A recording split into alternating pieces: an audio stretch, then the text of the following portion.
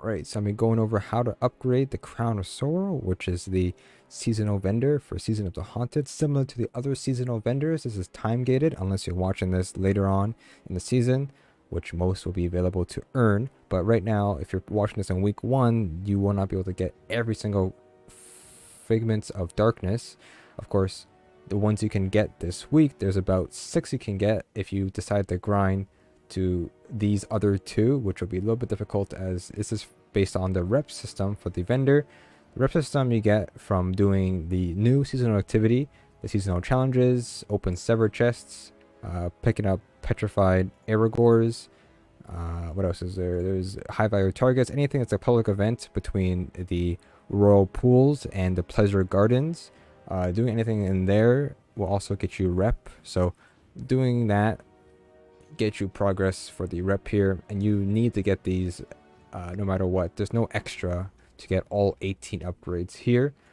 The other ways to get more upgrades in the future, just so you guys will know, I will be doing the seasonal quests, which are 7 weeks of this, according to this triumph over here. There are 7 steps, so there's 7 of these, and each time you finish 1 week of that, it will give you a figment. Plus, every single week in the not every single week, most weeks out to week 8, you'll be able to get a figment fragment here in one of these seasonal challenges. If I remember correctly, I think it was this one here. Sustained Fire gave us 1 figment, and then up to week 8, we will get 8 more figments from doing these seasonal challenges. So there's about 18 in total.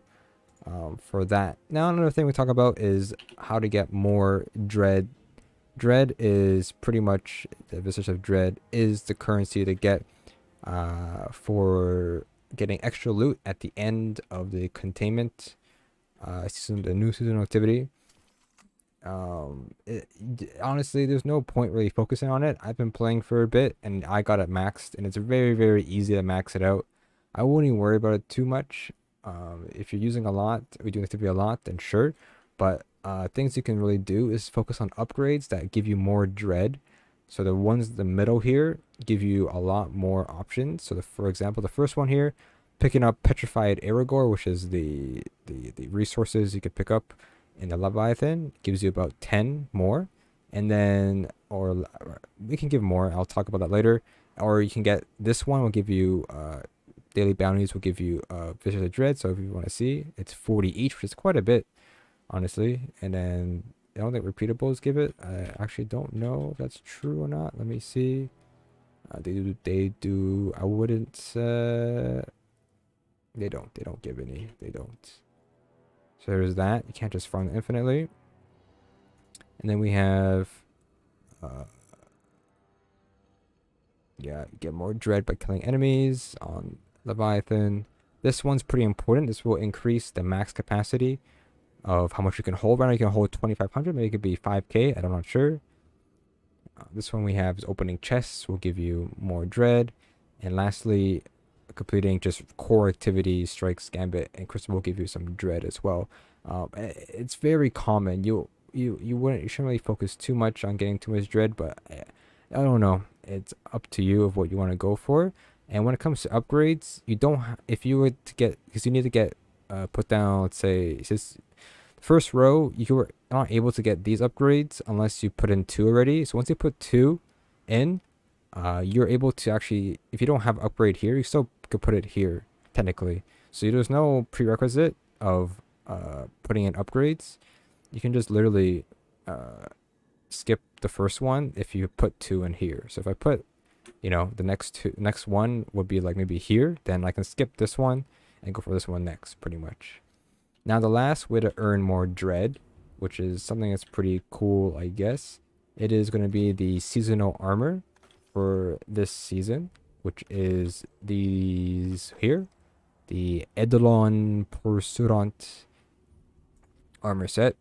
And this will get you 5% additional more Vestige of Dread from all sources for each piece of armor you're wearing of this set here. So so you can wear 4 pieces. So we have our boots here, right? our chest piece. These drop from the seasonal activity by spending 500 dread, pretty much, or the season pass as well. But I recommend probably. I know right now people are not going to replace their armor they have already if they like their armor stats. But I recommend probably the bond, or not the bond, but the class armor is pretty decent, just because it's just there's no stats to it, so it's very easy to replace. An extra easy 5% increase there for free with that. But eventually, if you do want to get high stat armor for those sets, then you want to get the upgrade for it in the vendor here. So it would be like, which one is it? I think it's.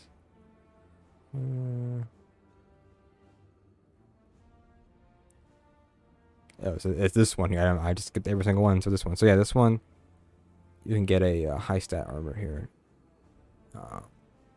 Seasonal armor. So up to you what you want to do with that. But yeah. So hopefully you guys enjoy that. Hopefully find it a little bit helpful. Getting more Figments of Darkness and some more Dread as they are important gameplay loop for the season. So hopefully you guys find that a little bit helpful with that information I've given you guys.